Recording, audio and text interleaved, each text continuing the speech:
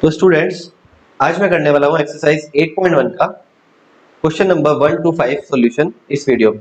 तो first question देख लेते हैं। In triangle ABC right angle at B. तो एक ट्राइंगल बना लीजिए एबीसी, इसमें कह रहे हैं राइट एंगल है बी पर। तो हम एक ट्राइंगल बना लेते हैं पहले। एबीसी एक ट्राइंगल, ये हो गया ट्राइंगल एबीसी। तो इस ट्राइंगल में कह रहे हैं जो राइट एंगल है वो किस पॉइंट पर है, वो है बी पॉइंट पर। तो इसको मान लेते हैं बी, और इसको मान लेते हैं ए, और इसको मान लेते हैं सी। ये कह रहे हैं ए बी है 24 सेंटीमीटर, तो ए बी को मान लिया 24 सेंटीमीटर। बी सी है 7 सेंटीमीटर, तो ये हो गया 7 सेंटीमीटर। ए सी गिवन नहीं है, बट मुझे पता है 90 डिग्री के ठीक सामने क्या होता है, हाइपोटेन्यूज होता है। तो इस पे लिख लेते हैं हाइपोटेन्यूज।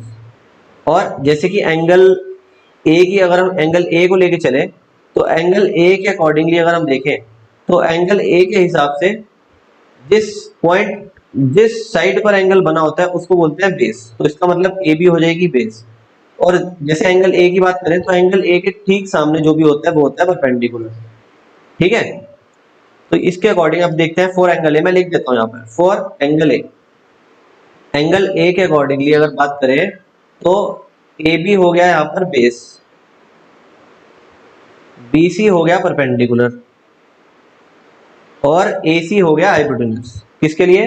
एंगल ए के लिए बात कर रहे हैं। तो हम पाइथागोरस थ्योरम निकाल के ए सी फाइंड कर सकते हैं। तो मैं यहाँ पे लगा देता हूँ पाइथागोरस थ्योरम। देखो, इन triangle ABC by Pythagoras theorem, मैं पीटी लिख रहा हूँ शॉर्ट में पाइथागोरस थ्योरम को। ठीक है, यहाँ पे लिखेंगे A C square is equal to A B square plus B C square. यहाँ पर हमें ए सी की वैल्यू नहीं पता, तो इसको एज इट इज रहने देंगे। ए सी स्क्वायर को as it is, A B की जगह लिखेंगे 24 का स्क्वायर, और बी सी की जगह लिखेंगे 7 का स्क्वायर। 24 का स्क्वायर होता है 576, और 7 का स्क्वायर होता है 49। इन दोनों को ऐड करोगे तो 625 आ जाएगा। तो ए सी स्क्वायर आ गया 625। तो ए सी निकालने के लिए क्या करेंगे हम? ए सी निकालने के लिए अंडर रूट लगा देंगे, अंडर रूट 625। ठीक है, क्योंकि एक साइड से अगर स्क्वायर रिमूव करो तो दूसरी साइड में अंडर रूट लग जाता है। और अंडर रूट 25 यानी कि कितना होता है? अंडर रूट 625 को बोलते हैं 25। तो इसका मतलब जो हाइपोटेन्यूज था मेरे क्वेश्चन में वो कितना आ गया? 25।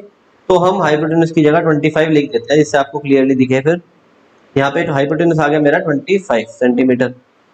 ठीक है, अब हमारा क्वेश्चन लगभग हो ही चुका है, बस अब सिंपल हमें फॉर्मूलाज लगाने हैं। तो पहला पार्ट देख लो। सबसे पहला था साइन ए और कोस ए, ये बताना था। तो साइन ए कितना होगा? Perpendicular upon hypotenuse. तो इस फिगर में ए एंगल के लिए परपेंडिकुलर क्या है? BC, और हाइपोटेन्यूज क्या है? AC। तो BC की वैल्यू रखो 7 और AC की वैल्यू रखो 25। तो यहां से मेरा साइन ए आ गया 7/25। ठीक है, अब हमारा साइन ए तो आ चुका है। अब हमें कॉस ए भी निकालना है।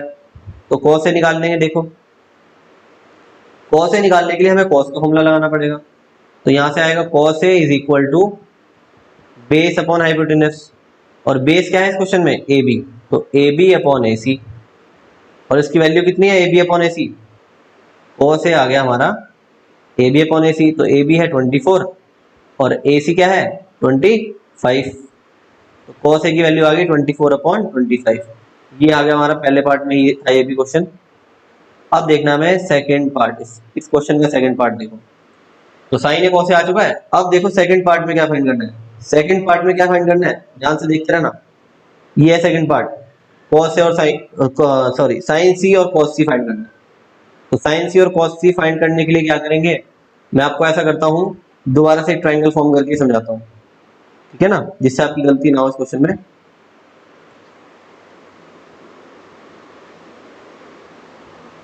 सेम ट्राइंगल ड्रॉ कर रहा हूं फिर से। अब देखो, सी एंगल कहां था हमारा? ऊपर था। सी एंगल के लिए ये वाला एंगल, इस एंगल की बात कर रहे हैं। तो इस एंगल के लिए क्या होगा? इस एंगल के लिए बेस तो ये होगा BC, क्योंकि एंगल हमेशा बेस पे ही बनता है। और 90 के ठीक सामने होगा हाइपोटेन्यूज, और परपेंडिकुलर क्या होगा? AB होगा परपेंडिकुलर। ये बात जिसको समझ में नहीं आ रही है बेस परपेंडिकुलर वाली, तो एक बार वो बेसिक्स वाली वीडियो जरूर देख सकता है जाके, जो मैंने फॉर्मूला से रिलेटेड वीडियो बनाई थी। आप नीचे डिस्क्रिप्शन में जाके लिंक मैंने दिया हुआ है, वो फॉर्मूलाज वाली वीडियो देख लीजिए, आपको पूरे चैप्टर के फॉर्मूलाज अच्छे से याद हो जाएंगे। मैंने इजीली ट्रिक्स भी समझाई है उसमें, ठीक है। तो यहाँ पर अब हमें निकालना है, सिंपल निकालना है हमें साइन सी और कॉस सी। तो साइन सी निकालने का फॉर्मूला क्या है, साइन सी, इस फिगर के अकॉर्डिंग देखना, सी एंगल देख रहे हैं आप, ठीक है। तो साइन सी का फॉर्मूला क्या होगा, परपेंडिकुलर अपॉन हाइपोटेनस। तो यहाँ पर परपेंडिकुलर कितना है, यहाँ पर परपेंडिकुलर ए बी है, सी एंगल के हिसाब से देख रहे हैं हम, और हाइपोटेनस क्या है, ए सी है। तो यहाँ पे वैल्यू पुट कर दो, बस साइन सी आ जाएगा ए बी की वैल्यू कितनी है, देखो क्वेश्चन में ए बी है 24 और ए सी की वैल्यू कितनी है 25। तो यहाँ से साइन सी हमने निकाल लिया। अब लास्ट हमको देखना है कॉस सी। अब फाइनल बस लास्ट रह गया हमारा कॉस सी। तो कॉस सी को देखो कैसे निकालेंगे। कॉस सी के लिए मैं यहीं पे कर देता हूँ साइड में। कॉस सी का फॉर्मूला होता है बेस अपॉन हाइपोटेनस, और बेस कितना है इस फिगर के हिसाब से, बेस है BC और हाइपोटेनस है AC। तो यहां से आ गया कॉस की वैल्यू कितनी आ गई, BC की वैल्यू आप देख सकते हो, मेरी फर्स्ट वाली फिगर में आप देख सकते हो BC की वैल्यू 7 थी, AC की वैल्यू 25 थी। तो सिंपल कॉस सी आ गया 7/25। ये हो गया मेरा क्वेश्चन नंबर 1 कंप्लीट, ठीक है। तो हमने चारों वैल्यूज निकालनी है इस क्वेश्चन में।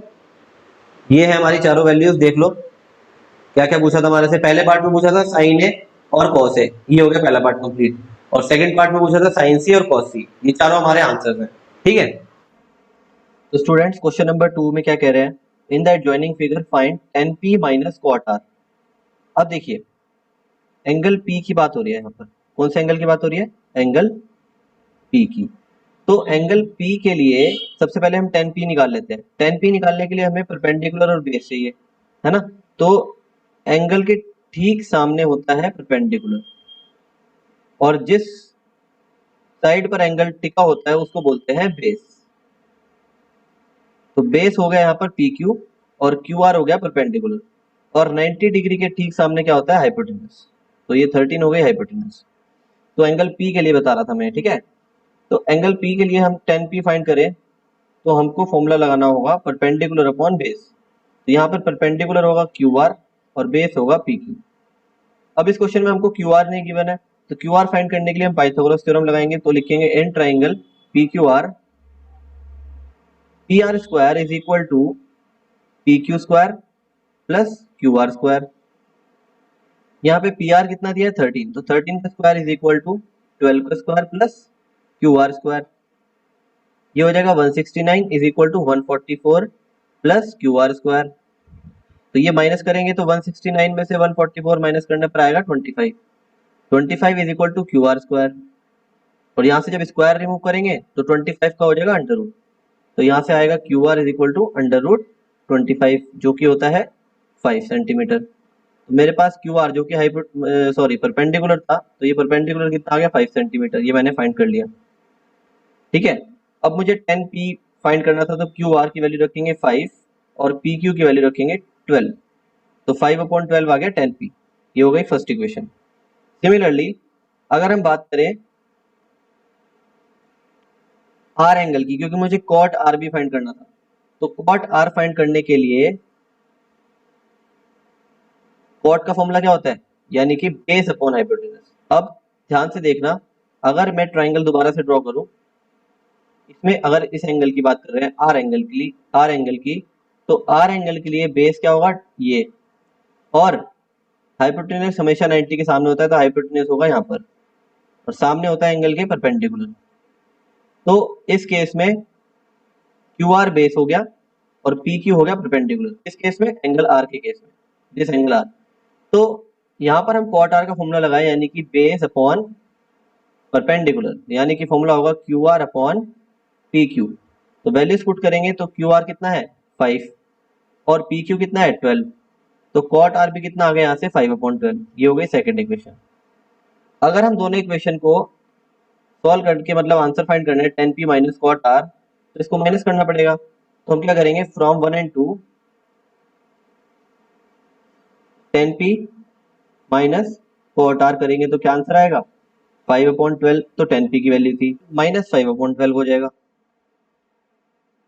यहाँ से कितना आंसर आ जाएगा, 0 आंसर आ जाएगा। सो 0 is the answer. This is question number 2। तो क्वेश्चन नंबर 3 करने जा रहा हूं मैं। If sine A is equal to 3/4, sine A का रेशियो दिया है 3/4 और फाइंड करना है cos ए और tan ए। तो मैं मान लेता हूँ एक ट्राइंगल ABC, इसको मान लेते हैं ट्राइंगल ABC। यहाँ पर बी एंगल है जो 90 डिग्री है, ठीक है। 90 के ठीक सामने हमेशा हाइपोटेनस आता है, और जिस एंगल की बात करें, जैसे साइन ए एंगल ए की बात कर रहे हैं, तो एंगल ए के ठीक सामने आएगा परपेंडिकुलर, और नीचे कहाँ पे होगा, यहाँ पे होगा बेस। एंगल ए जिस पे बना है वो है बेस। तो यहाँ पे साइन ए की वैल्यू दी है, sine A is equal to 3/4 का रेशियो दिया है, ठीक है। तो मैं मान लेता हूँ रेशियो को 3k/4k, यानी कि साइन का फॉर्मूला होता है परपेंडिकुलर अपॉन हाइपोटेनस। तो यहाँ से परपेंडिकुलर आ गया, इसका मतलब 3k, और हाइपोटेनस आ गया यहाँ से 4k, और बेस हमको गिवन नहीं है। तो बेस निकालने के लिए मैं क्या करूंगा, पाइथागोरस थ्योरम लगाऊंगा in triangle ABC by Pythagoras theorem. मैंने शॉर्ट फॉर्म में लिखा पीटी, पाइथागोरस थ्योरम। तो कैसे लिखेंगे, AC square is equal to AB square plus BC square. यहाँ से AC कितना गिवन है 4k, 4k का whole square is equal to AB। AB यानी कि गिवन नहीं है तो AB को AB ही रहने देंगे। BC की जगह लिखेंगे 3k का होल स्क्वायर। स्क्वायरिंग करेंगे तो यहाँ हो जाएगा 16k square is equal to AB square plus यहाँ हो जाएगा 9k स्क्वायर। इस 9k स्क्वायर को जब मैं माइनस में लेके जाऊंगा तो 16k square minus 9k square हो जाएगा 7k square is equal to AB square. तो जब यहाँ से AB फाइंड करना है तो स्क्वायर हटाना पड़ेगा, और स्क्वायर हटाएंगे तो दूसरी साइड क्या लगेगा, अंडर रूट। तो अंडर रूट हो जाएगा 7k square is equal to AB। अब मुझे पता है k स्क्वायर आ रहा है रूट के अंदर, तो इसमें से k आ जाएगा बाहर। तो मैं लिख सकता हूँ AB की वैल्यू आ जाएगी, k तो बाहर आ जाएगा और अंडर रूट 7 अंदर ही रह जाएगा। इसको लिख लेंगे अंडर रूट 7k। ये आ गई a की वैल्यू, AB की वैल्यू। AB क्या था हमारा, बेस था। यहाँ से मतलब हमें बेस पता लग गया, बेस कितना आ गया, अंडर रूट 7k आ गया बेस। अब देखते हैं क्वेश्चन में फाइंड करना था हमें cos a, और cos a का फॉर्मूला होता है बेस अपॉन हाइपोटेनस। तो क्वेश्चन में बेस कितना है AB, AB अपॉन AC करना है, यानी कि cos a की वैल्यू आ गई, AB की वैल्यू कितनी है अंडर रूट 7k, और AC की वैल्यू कितनी है 4k। k से k कैंसिल हो गया, तो यहाँ से आ गया cos a is equal to under root 7/4। ये आ गया मेरा cos a का आंसर, ठीक है। ऐसे ही मुझे निकालना है tan a का आंसर। अब देखते हैं tan a कैसे निकालेंगे। तो एक आंसर मेरा आ चुका है, अब देखते हैं tan a कैसे फाइंड करेंगे। तो tan a फाइंड करने के लिए मुझे चाहिए परपेंडिकुलर और base, perpendicular upon base formula होता है। तो इस क्वेश्चन में परपेंडिकुलर है BC और बेस कितना है AB। अब यहाँ पे वैल्यू पुट करेंगे, BC की वैल्यू कितनी है 3k, और AB की वैल्यू कितनी है अंडर रूट 7k, और k से k कैंसिल हो जाएगा, यानी कि यहाँ से आंसर आया tan a is equal to 3 upon under root 7। ये हो गया मेरा tan a का आंसर। तो मुझे दो वैल्यू बतानी थी इस क्वेश्चन में, और दोनों वैल्यू हमारी आ चुकी है। ये हमारे हैं आंसर। तो this is question number 3। Thank you. तो अब हम करने वाले हैं क्वेश्चन नंबर 4। इसमें गिवन है 15 cot a is equal to 8। इसमें क्या गिवन है 15 cot a is equal to 8। तो मैं इसको ऐसे भी तो लिख सकता हूँ cot a is equal to 8/15। ये 15 जो था वो डिवाइड में चला गया, ठीक है। तो cot a is equal to आ गया 8/15। अब ये रेशियो है, तो जब भी रेशियो दिया होता है हम इसको k लेट कर लेते हैं, तो 8k/15k लेट कर लेते हैं, ठीक है। अब cot का फॉर्मूला तुम्हें पता होना चाहिए। cot का फॉर्मूला कितना होता है, cot का फॉर्मूला होता है बेस अपॉन परपेंडिकुलर, है ना।